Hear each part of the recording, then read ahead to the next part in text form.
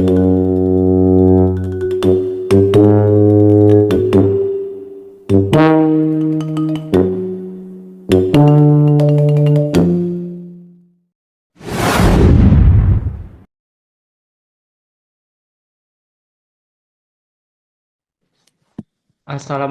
warahmatullahi wabarakatuh. Kami dari kelompok 1 akan mempresentasikan hasil diskusi kami mengenai equity, chapter 15. Sebelumnya kami akan memperkenalkan diri masing-masing. Saya Agung Kurnia Permana. Saya Filia Orlin Nariswari Probo. Saya Michelle Sevinka. Saya Bintang Kalila.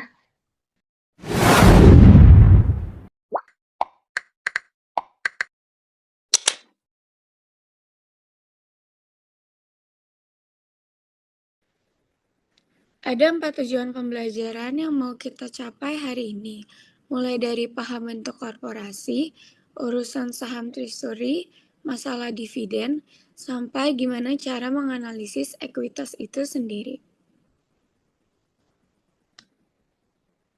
Next.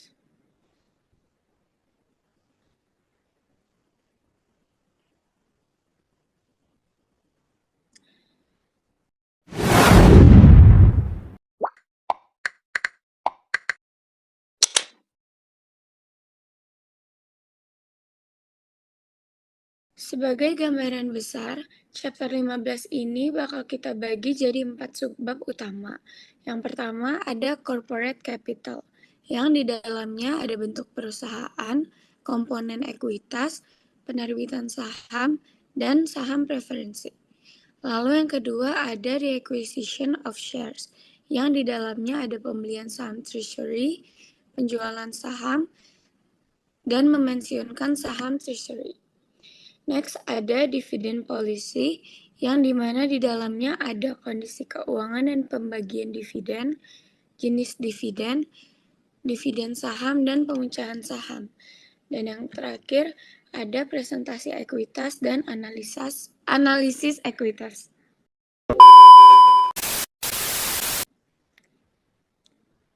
Next.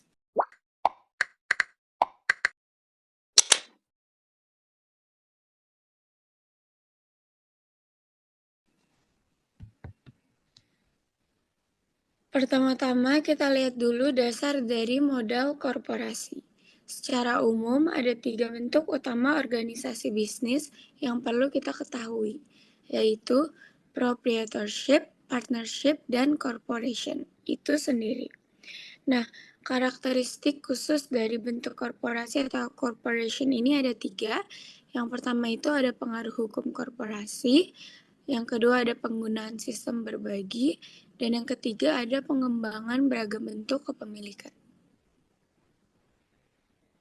Next.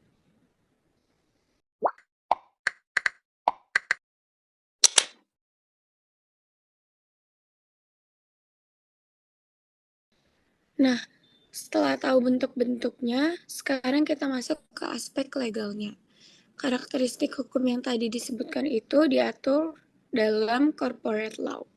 Di sini dijelaskan bahwa perusahaan wajib menyetorkan anggaran dasar kepada instansi pemerintah yang sesuai di negara tempat pendiriannya diinginkan.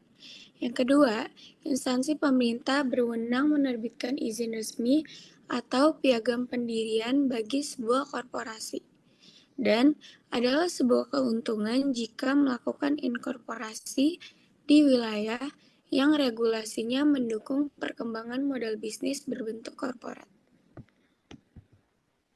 Next.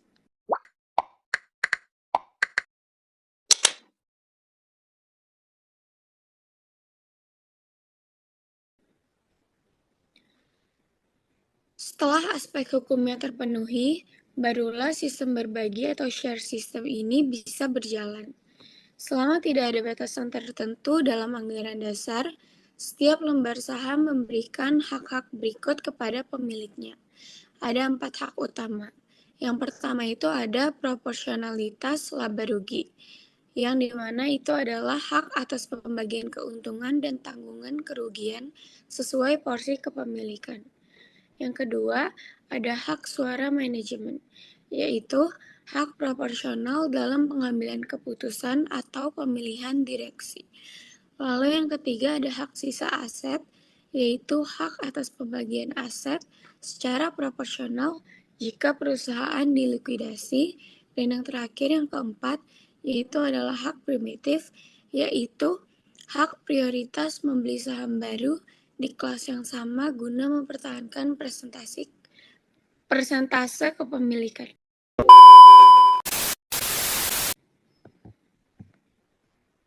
Next.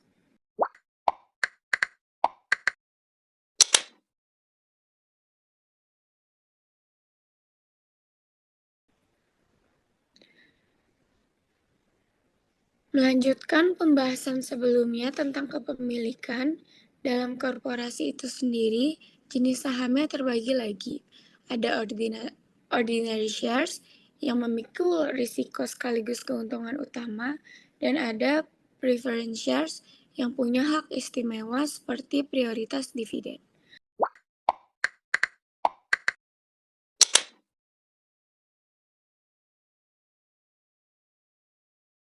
Mari kita bahas yang pertama, yaitu ordinary shares, di mana ordinary shares mewakili sisa kepemilikan perusahaan dan memikul risiko kerugian yang paling tinggi, menikmati keuntungan dari keberhasilan bisnis, serta tidak memiliki jaminan atas dividen atau pembagian aset saat pembubaran.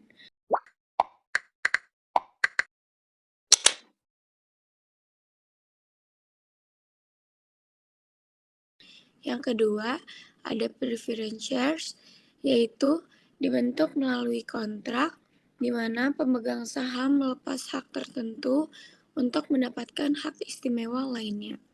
Biasanya berupa prioritas dividen. Next.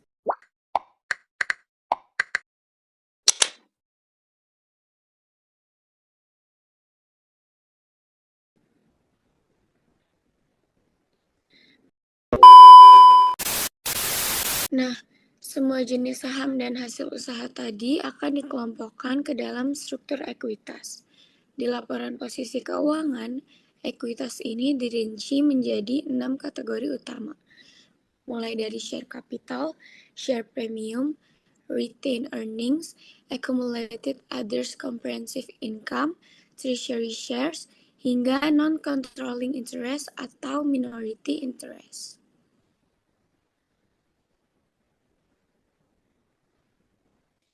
Agar lebih mudah membayangkannya, diagram ini merangkum bagaimana semua komponen tadi saling terhubung. Bisa kita lihat di sini bagaimana contributed capital dan retained earnings menjadi dua sumber utama ekuitas yang pada akhirnya membentuk nilai total aset setelah dikurangi liabilitas. Next.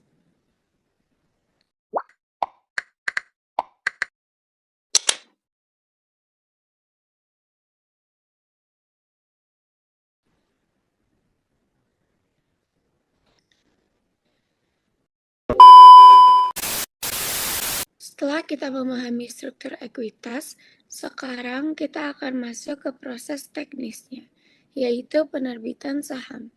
Ada 5 masalah akuntansi utama yang sering muncul, mulai dari saham dengan nilai nominal, saham tanpa nilai nominal, saham yang diterbitkan bersamaan dengan sekuritas lain, saham yang diterbitkan dalam transaksi non-tunai, hingga biaya penerbitan saham.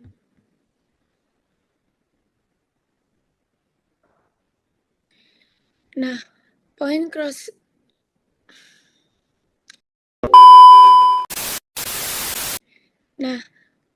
krusial dalam penerbitan ini adalah menentukan apakah kita menggunakan nilai nominal atau tidak.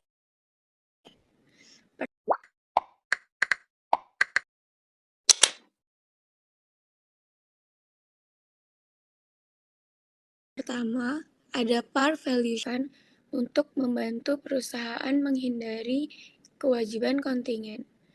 Dalam pencatatannya, korporasi akan memisahkan antara nilai saham ordinary shares atau preference shares dengan kelebihannya atau share premium.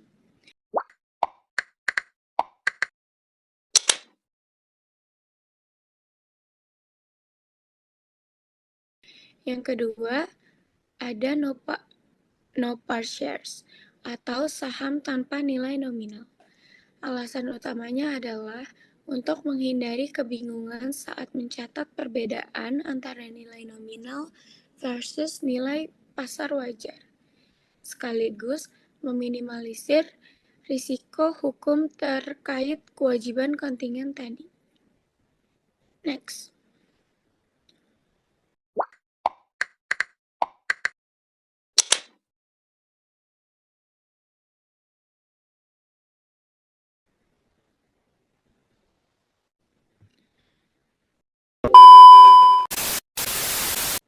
Di sini, agar lebih jelas, di sini ada contoh kasus Video Electronics AG, di mana Video Electronics AG didirikan dengan 10.000 saham biasa yang diotorisasi tanpa nilai nominal.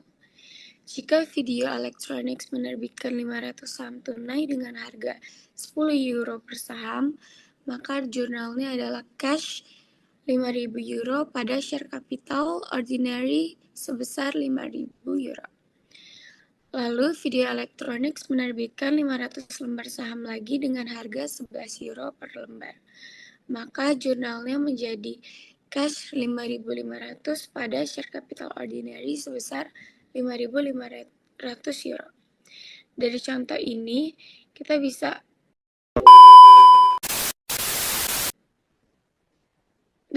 ini, kita bisa tahu kalau saat diterbitkan seharga 10 euro, kita menerbit cashnya sebesar 5.000. Namun saat harganya naik menjadi 11 euro, jumlah yang masuk ke akun share capital ordinary pun ikut menyesuaikan menjadi 5.500 euro. Next. Oke. Melanjutkan contoh sebelumnya, terkadang ada juga regulasi negara yang mewajibkan saham tanpa nilai nominal tetap memiliki state value atau nilai yang dinyatakan. Misalnya, dari contoh soal ini, jika sebuah perusahaan menerbitkan 1.000 saham dengan nilai yang dinyatakan sebesar 5 euro dengan harga 15 euro per saham secara tunai, maka jurnalnya adalah cash sebesar 15.000 pada share capital ordinary sebesar 5.000 dan share premium ordinary sebesar 10.000. Ketika saham dengan nilai 5 euro dijual seharga 15 euro, kita harus memisahkan pencatatannya antara modal saham senilai 5.000 dan share premium sebesar 10.000.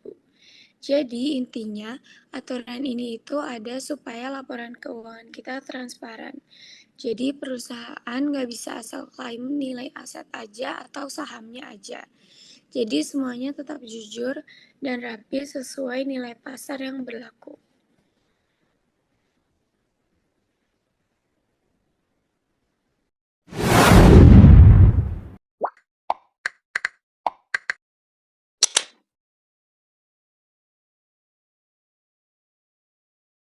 Oke, selanjutnya ada penerbitan saham.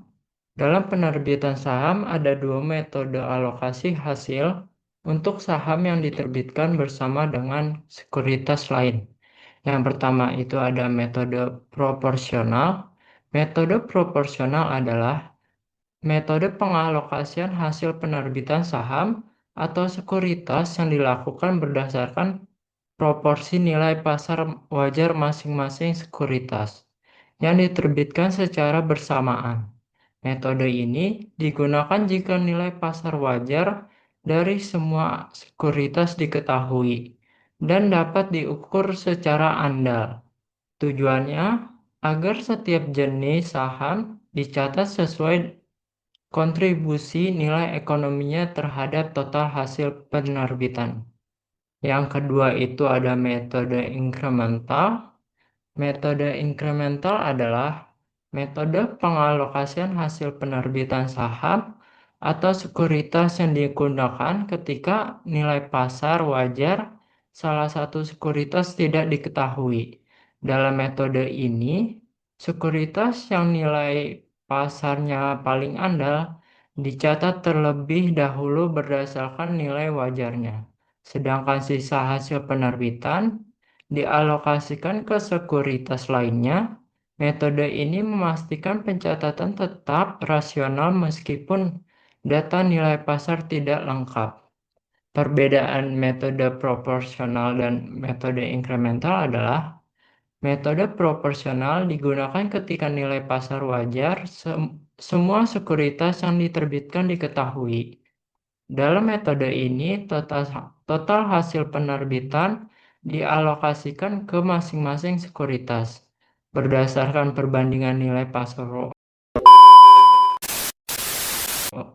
pasar wajarnya, sehingga pembagian dianggap paling adil dan mencerminkan nilai ekonomis setiap sekuritas. Sedangkan metode inkremental digunakan ketika nilai pasar wajar salah satu sekuritas tidak diketahui. Pada metode ini, sekuritas yang nilai wajarnya paling andal dicatat terlebih dahulu, lalu sisa hasil penerbitan dialokasikan ke sekuritas lainnya. Metode ini dipakai sebagai solusi saat data nilai pasar tidak lengkap. Next.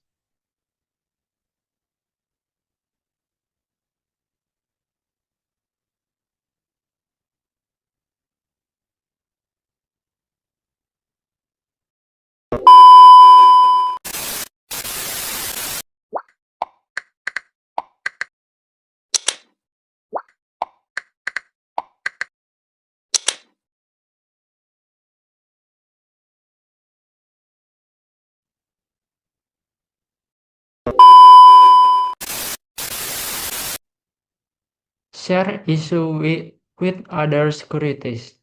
Revenue Corporation menerbitkan 300 lembar saham, biasa dengan nilai nominal $10, dan 100 lembar saham preferensi dengan nilai nominal $50, dengan total nilai sebesar $13.500. Saham biasa memiliki nilai pasar sebesar $20 per lembar dan saham preferensi memiliki nilai pasar sebesar $90 per lembar. Ordinary share 300 dikali $20 yaitu $6.000. Preference shares 100 dikali $90 yaitu $9.000 dan ditotalkan menjadi fair market value sebesar $500.000.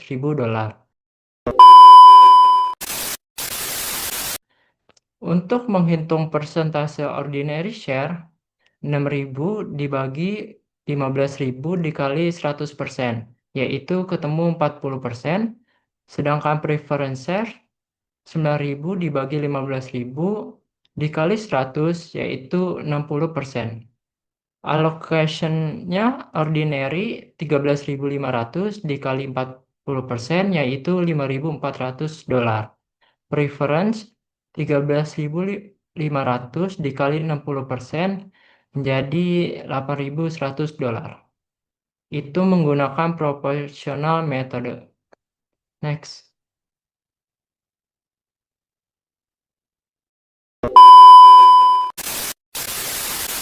Jurnal entry proporsional.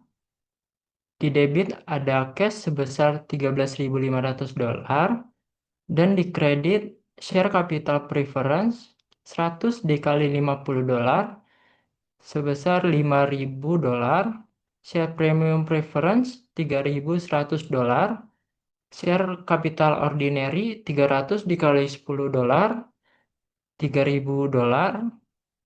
share premium ordinary $2.400. Next.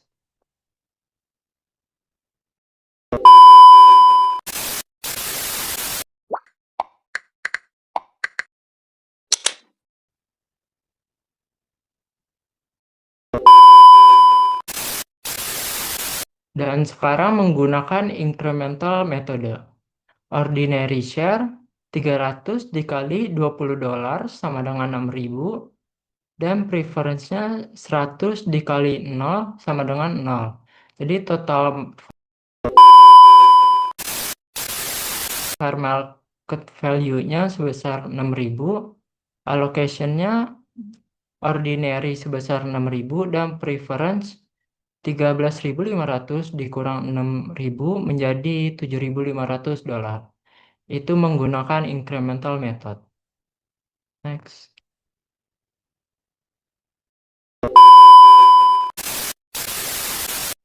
Jurnal entry incremental di debit sebesar kas sebesar 13.500 dan di kredit share capital preference 100 dikali $50 sama dengan $5.000. Share premium preference $2.500. Share capital ordinary 300 dikali $10, $3.000. Share premium ordinary $3.000.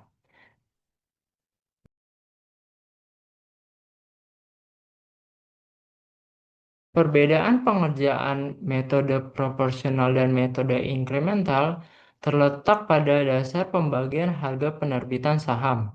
Pada metode proporsional, total hasil penerbitan saham dibagi ke masing-masing jenis saham secara proporsional berdasarkan nilai pasar wajar masing-masing saham, sehingga setiap saham memperoleh alokasi sesuai persentase nilai pasarnya. Sementara itu, pada metode inkremental, perusahaan mengalokasikan terlebih dahulu nilai pasar saham yang nilainya ditentukan secara pasti, dan sisa dari total hasil penerbitan dialokasikan ke saham lainnya yang nilai pasarnya tidak diketahui. Sehingga pembagian tidak berdasarkan persentase, melainkan berdasarkan selisih. Next.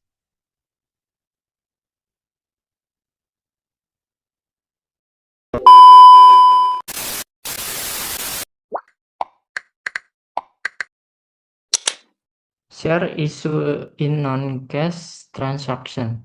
Aturan umum. Perusahaan harus mencatat saham yang diterbitkan untuk jasa atau properti selain uang tunai pada nilai wajar barang atau jasa yang diterima. Jika nilai wajar barang atau jasa tidak dapat diukur secara andal, gunakan nilai wajar saham yang diterbitkan. Next.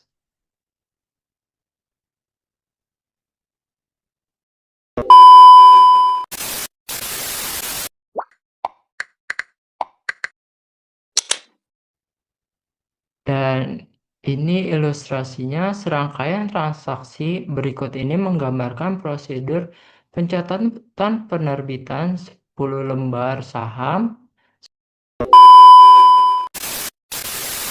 10.000 lembar saham biasa dengan nilai €10 untuk suatu paten bagi perusahaan Marlowe dalam berbagai keadaan. Marlowe tidak dapat dengan mudah menentukan nilai wajar paten tersebut, tetapi mengetahui nilai wajar saham tersebut adalah €140.000. Jadi jurnalnya itu di debit ada paten sebesar €140.000 dan di kredit ada share capital ordinary sebesar €100.000 dan share premium ordinary sebesar €40.000. Next.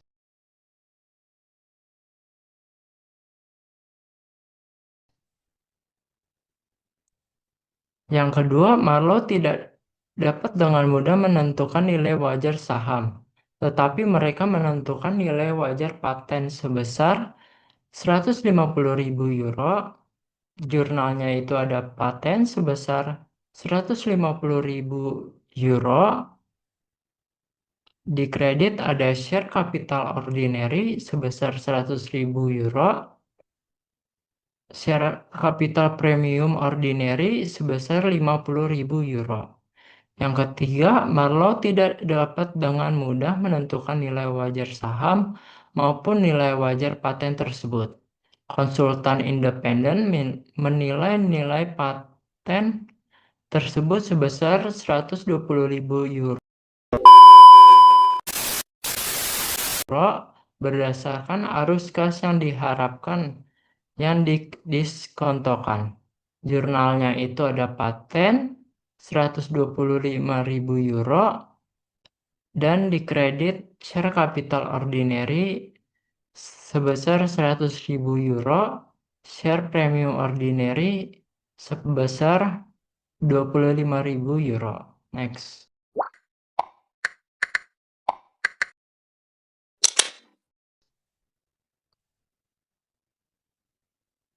Cost of issuing stock.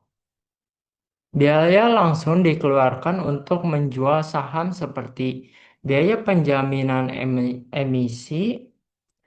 Biaya penjaminan emisi, biaya ini dibayarkan kepada pihak penjamin emisi yang membantu perusahaan menjual saham ke investor. Biaya ini dianggap sebagai bagian dari proses pendanaan, sehingga mengurangi share premium bukan dicatat sebagai beban. Yang kedua itu ada biaya akuntansi dan hukum. Biaya ini timbul untuk jasa akuntan dan konsultan hukum, seperti penyusunan laporan, kontrak, dan kepatuhan terhadap regulasi, karena biaya ini langsung terkait dengan penerbitan saham, maka mengurangi tambahan modal di setor. Yang ketiga itu ada biaya pencetakan. Biaya pencetakan meliputi pencetakan sertifikat saham dan dokumen pendukung lainnya. Walaupun ini bersifat administratif, biaya ini tetap dianggap sebagai biaya penerbitan saham dan mengurangi hasil penjualan saham. Yang keempat itu ada pajak. Pajak yang timbul secara langsung akibat penerbitan saham, seperti pajak emisi, juga dicatat sebagai beban, melainkan sebagai pengurang modal. Pajak ini bukan akibat aktivitas operasional, melainkan transaksi ekuitas. Seharusnya mengurangi hasil yang diterima dari penjualan saham. Next.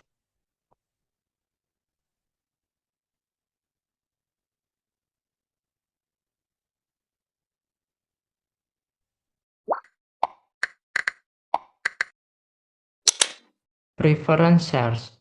Fitur-fitur yang sering dikaitkan dengan saham preferensi. 1. Hak prioritas atas dividen. 2. Hak prioritas atas aset dalam hal likuidasi. Ketiga, dapat dikonversi menjadi saham biasa.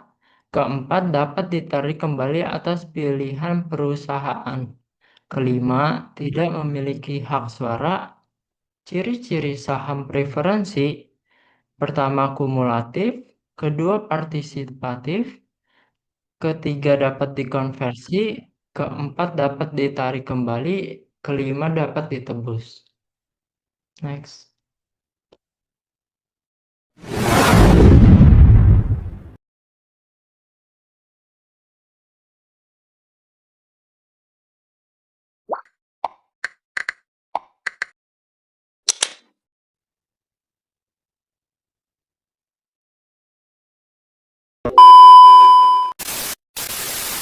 Oke, selanjutnya ada ilustrasi dari preference shares. Bishop PLC menerbitkan 10.000 lembar saham preferensi dengan nilai nominal 10 euro seharga 12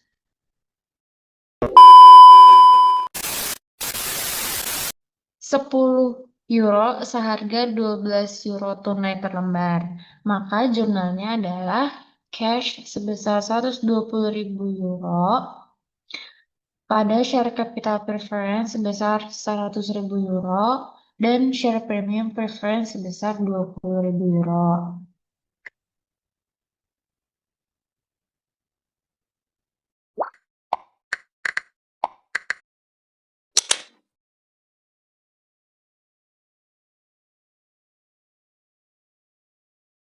Nah, kemudian ada reacquisition of share.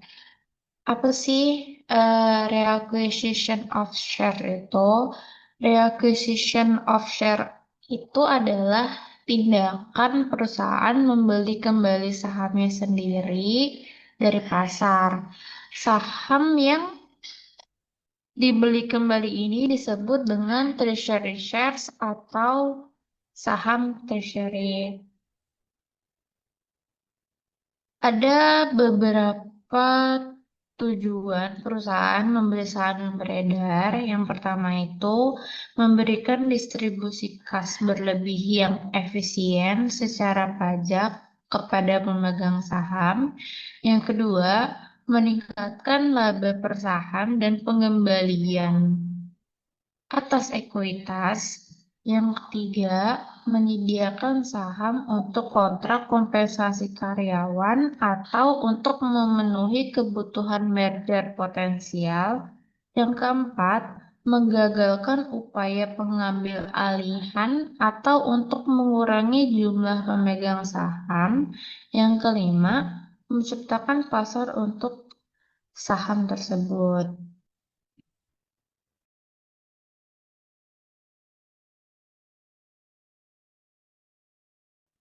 Nah, dalam purchase of treasury shares itu ada dua metode yang dapat diterima. Yang pertama, metode biaya yang lebih banyak digunakan, dan yang kedua, metode nilai nominal dari nilai yang tercantum.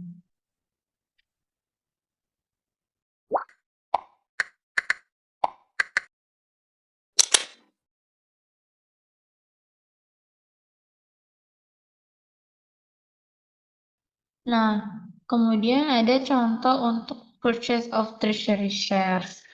Pacific Company menerbitkan 100.000 lembar saham biasa dengan nilai normal $1 pada harga $10 per lembar.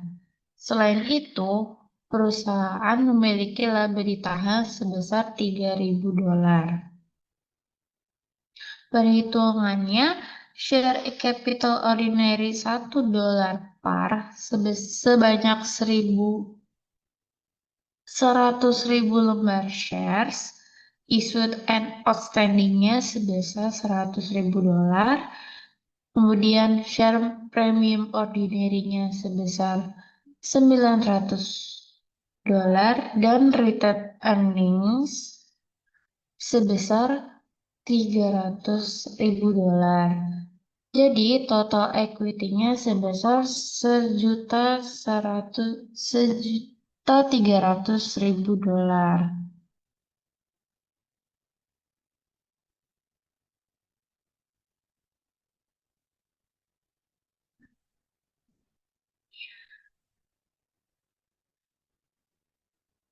Nah, pada tanggal 20 Januari 2019, Pacific mengakui kembali 10.000 lembar sahamnya dengan harga $11 per lembar. Pacific mencatat akuisisi kembali tersebut sebagai treasury share sebesar $110.000 pada cash sebesar $110.000.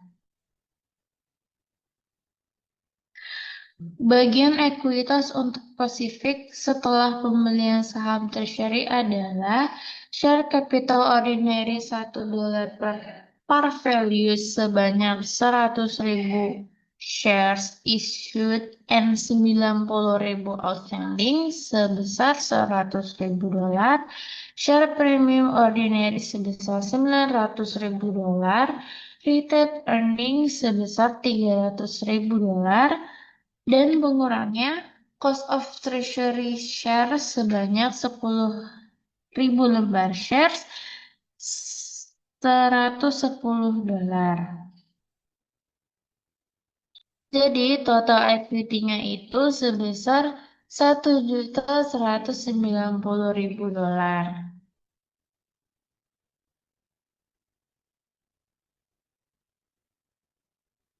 Kemudian,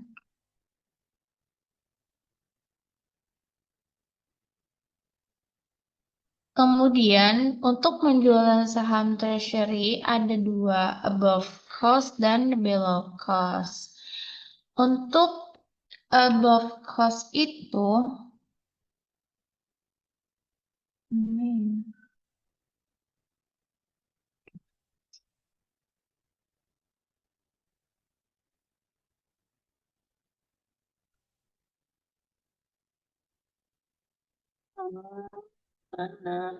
nah, bisa lihat karena penjualan saham treasury bisa di atas atau di bawah harga perolehan. Jika di atas harga perolehan, selisih menambah share premium treasury. Dan jika di bawah, selisih mengurangi share premium treasury atau retained earnings. Treasury shares itu sendiri akan berkurang karena sudah dijual kembali.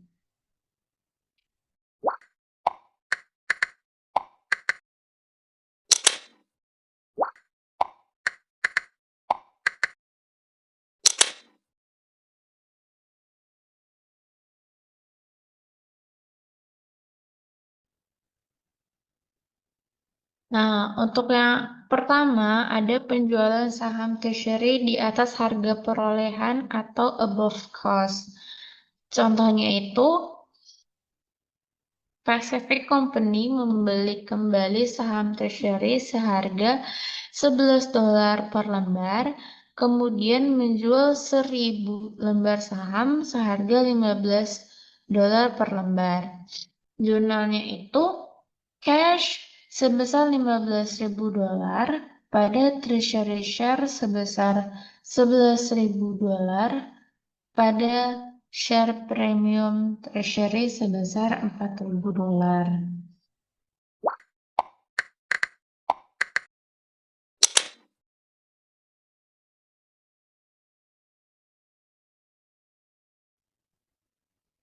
Yang kedua, ada penjualan saham treasury di bawah harga perolehan atau below cost.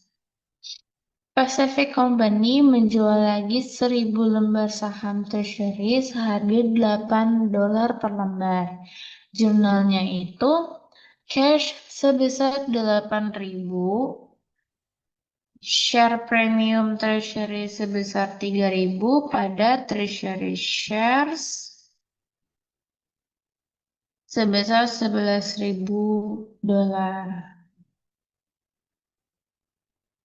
Nah, untuk ilustrasi tambahan penjualan di bawah harga perolehan ini, diasumsikan Pacific menjual lagi 1.000 lembar saham pada 10 April seharga $8 per lembar. Jurnalnya itu cash sebesar 8.000, share premium treasury sebesar 1.000, retained earnings sebesar 2.000 pada treasury share sebesar $11.000.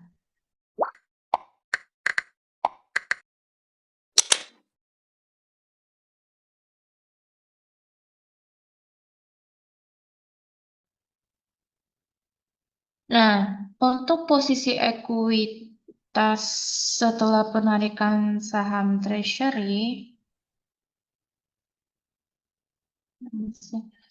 share capital ordinary dikredit sebesar $100.000 dan didebit sebesar $7.000, jadi sisanya $93.000. Share premium ordinary dikredit sebesar $900.000 dan didebit $63, sisanya sebesar $837. Retained earnings dikredit sebesar $300.000 dan didebit sebesar $2.000 dan $7.000. Sisanya adalah $291 dan treasury share ordinary dikredit sebesar $110.000 dan didebit $110.000. Sisanya tidak ada. Jadi, Total keseluruhan equity-nya adalah $93.000 ditambah $837.000 ditambah $291.000 dan ditambah 0 adalah $1.221.000.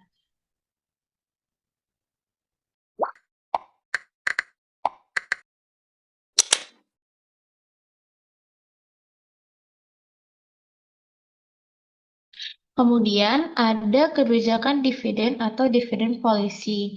Sedikit perusahaan yang membayar dividen sebesar seluruh laba ditahan yang tersedia secara hukum. Mengapa? Karena yang pertama, perusahaan mempertahankan perjanjian dengan kreditur. Yang kedua, memenuhi persyaratan perusahaan. Yang ketiga, membiayai pertumbuhan atau ekspansi. Yang keempat, menjaga kestabilan pembayaran dividen. Dan yang terakhir atau yang kelima adalah membangun cadangan untuk kemungkinan kerugian.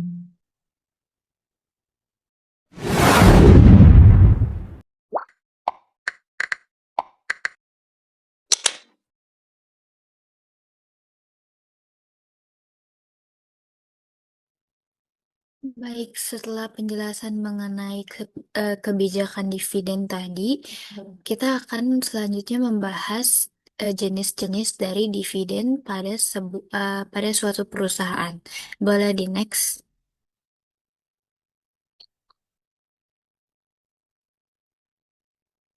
Next.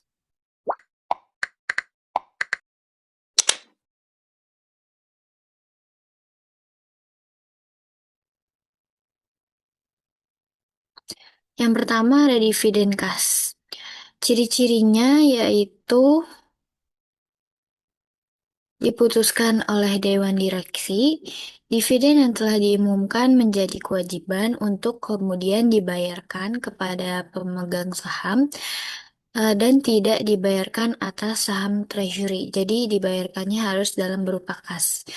Dalam dividen kas ini memiliki 3 tanggal penting, yaitu tanggal deklarasi, tanggal pencatatan, dan juga tanggal pembayaran. Ilustrasinya sebagai berikut. Roadway Freight Corporation pada 10 Juni mengumumkan dividen kas sebesar 50 sen per saham atas 1,8 juta saham.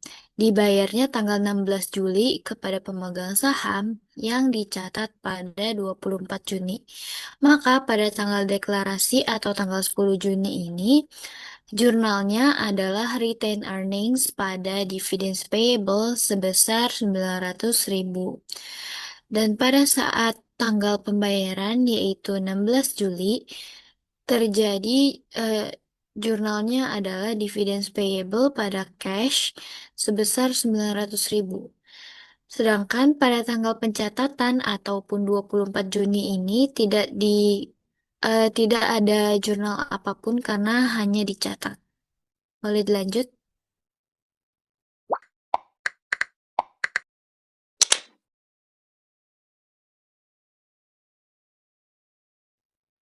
Yang kedua ada dividen properti.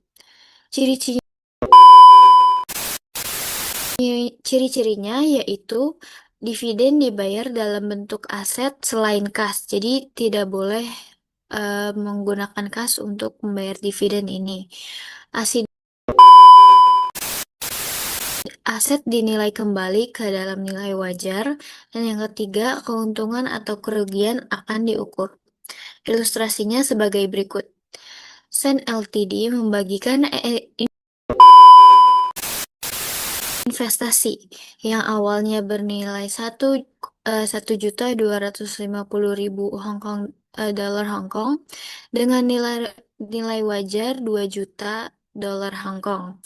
Maka pada tanggal deklarasi itu jurnalnya adalah equity investment pada unrealized holding gain or loss income sebesar 750.000, yaitu dari selisih antara 2 juta dan 1.250.000. Dan jurnal yang kedua yaitu retained earnings pada property dividends payable sebesar 2 juta yang nilai wajarnya. Dan untuk tanggal distribusi, jurnalnya adalah property dividends payable pada equity investment sebesar nilai wajar, yaitu 2 juta Hong Kong dollar. Dolar Hong Kong.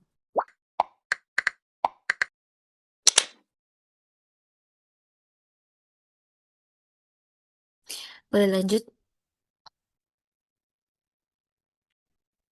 Yang ketiga ada dividen likuidasi, di mana dividen ini tidak berasal dari laba, tetapi dari modal yang disetor dari pemegang saham. Ilustrasinya sebagai berikut.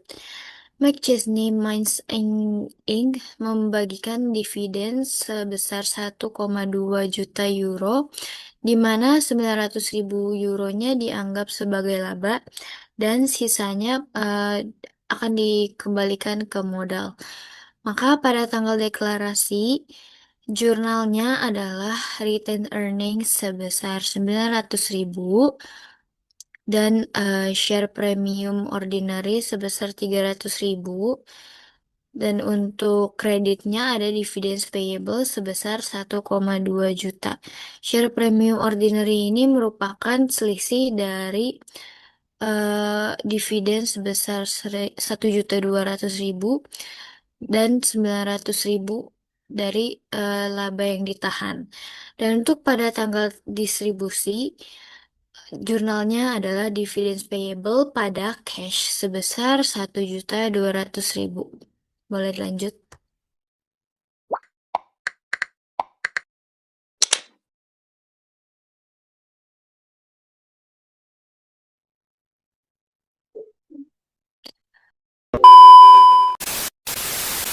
Yang keempat ada dividen saham. Dengan ciri-ciri perusahaan membagikan sahamnya sendiri kepada pemegang saham, dicatat berdasarkan nilai nominal atau par value.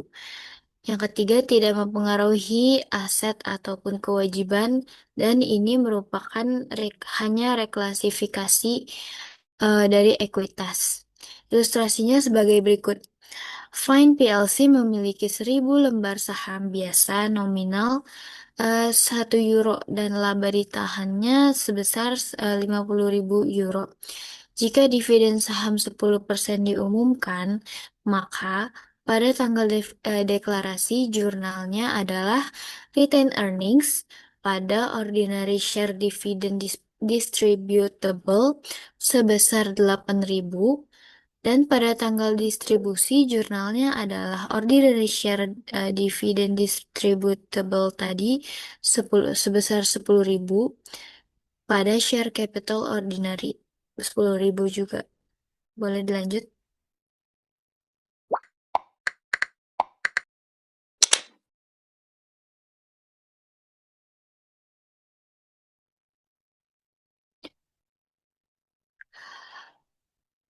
Sebentar.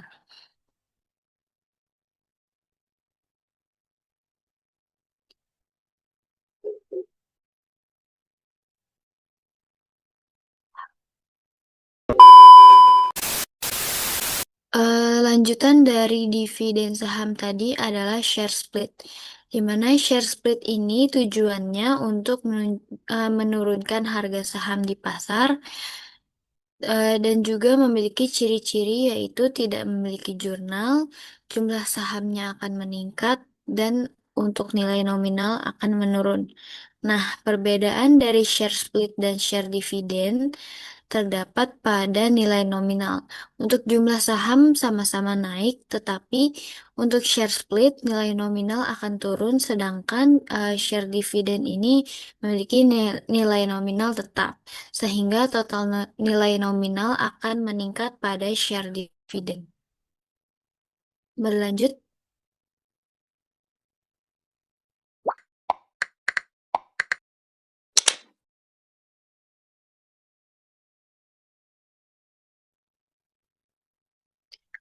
Baik, selanjutnya laporan ini menunjukkan perubahan setiap komponen ekuitas selama satu periode akuntansi. Di sini ada laporan perubahan ekuitas. Baris pertama yaitu posisi pada 1 Januari 2015. Jumlah saham beredar sebanyak 918 juta sekian lembar, dan untuk modal disetor atau subscribe capital sebesar 1.176. Untuk capital surplus ada 3.143. Retained earnings masih ada 28.777. Penghasilan komprehensif lain atau other comprehensive income di sini sudah minus sebesar 5.482, dan equity of shareholders itu ada 27.614. Selanjutnya ada minority interest sebesar 581. Jadi total equity semuanya adalah 28.195.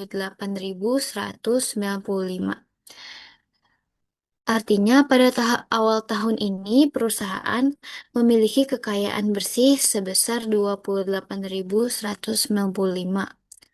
Selanjutnya pada baris dividend paid yang kedua ini terlihat kalau return earnings itu mengalami penurunan sebesar 2.572, dan juga untuk equity of shareholders of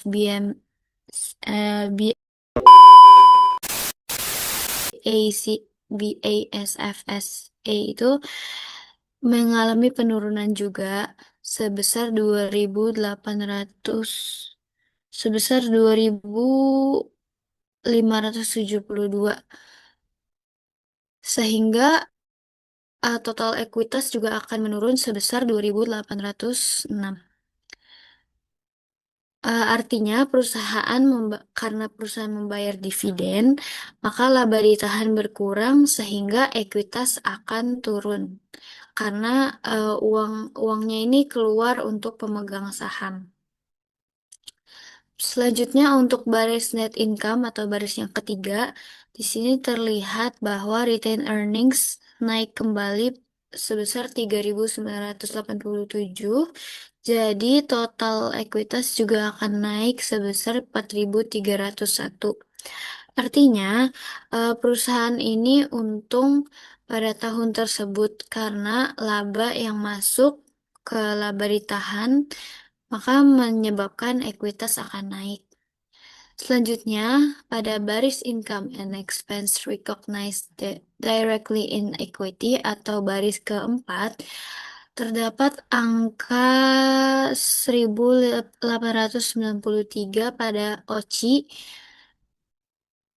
mengalami kenaikan ya, sehingga ekuitas juga akan naik sebesar 1.893 menjadi 2.895. Ini keuntungan atau kerugian yang tidak masuk ke dalam laba rugi, tetapi langsung masuk ke ekuitas. Contohnya pada revaluasi aset, selisih kurs, ataupun lainnya. Selanjutnya pada baris kelima atau baris changes in consolidation and other changes, ada sedikit perubahan kecil, yaitu pada capital surplus ada minus 2, pada retained earnings juga mengalami penurunan sebesar 72,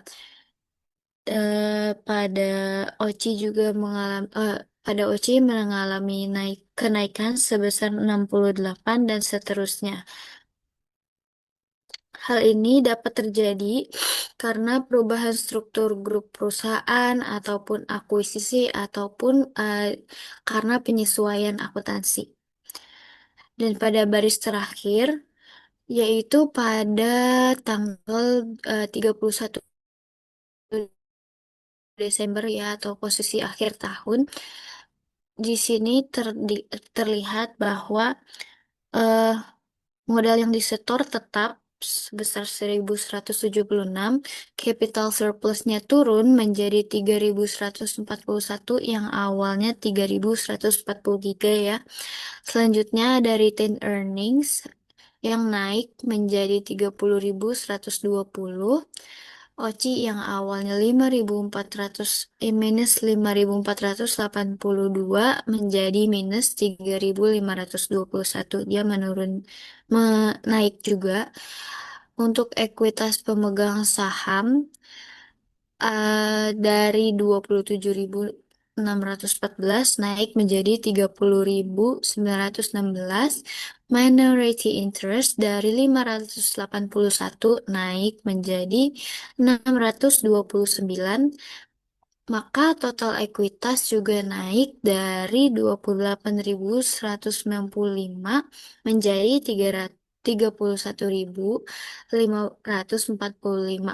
Artinya, pada selama tahun berjalan ini, walaupun ada dividen, perusahaan tetap tumbuh, ekuitasnya tumbuh dari 28.195 menjadi 31.545. Boleh di next.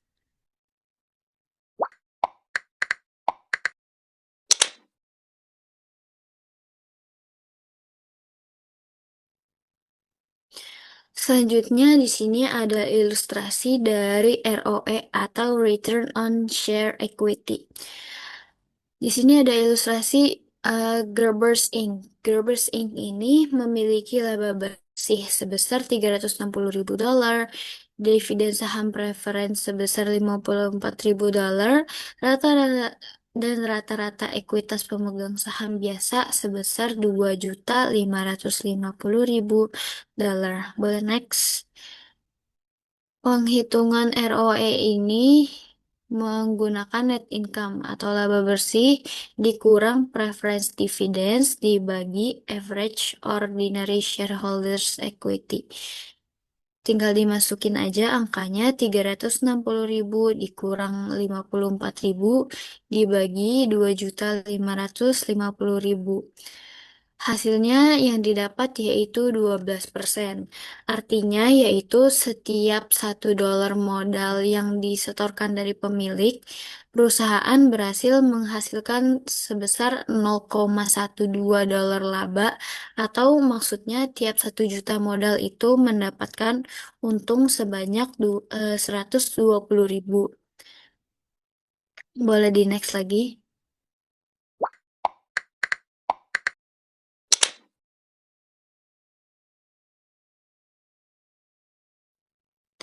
Selanjutnya ada ilustrasi dari payout ratio, di mana Troy SM memiliki dividen cash sebesar 100.000 euro, laba bersihnya sebesar 500.000 euro, dan ia tidak memiliki saham preferen yang beredar, berarti preference share-nya 0. Boleh di next lagi. Untuk payout ratio ini perhitungannya adalah cash dividend dibagi net income dikurang preference dividends. Tinggal dimasukin aja angkanya, yaitu 100.000 untuk cash dividend, net income-nya 500.000, dan karena tidak ada preference dividend maka 0. Jadi 100.000 dibagi 500.000 ketemu angka 20%. Artinya tiap satu saham itu dari seluruh laba perusahaan, 20%-nya itu dibagikan ke pemegang saham dan sisanya atau 80% ditahan di perusahaan menjadi laba ditahan atau retained earnings. Boleh dilanjut lagi.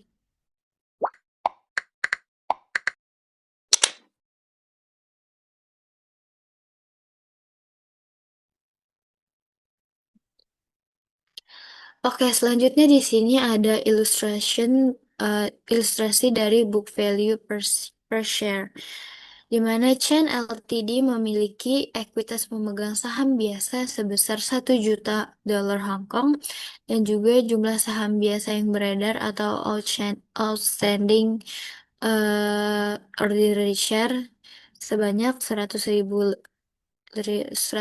lembar. Maka boleh dilanjut. Perhitungannya adalah ordinary shareholders equity dibagi outstanding share, di mana ordinary shareholder tadi ada 1 juta dibagi 100.000, maka dapat 10 dolar Hong Kong per saham. Jadi maksudnya tiap satu saham itu mewakili 10 Hong Kong dari kekayaan bersih perusahaan. Boleh next.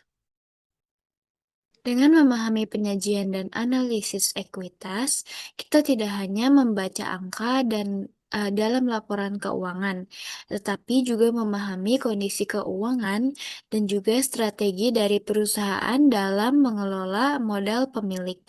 Sekian presentasi dari kelompok kami mengenai pembahasan ekuitas. Semoga materi yang disampaikan dapat dipahami dengan mudah. Assalamualaikum warahmatullahi wabarakatuh. Dah.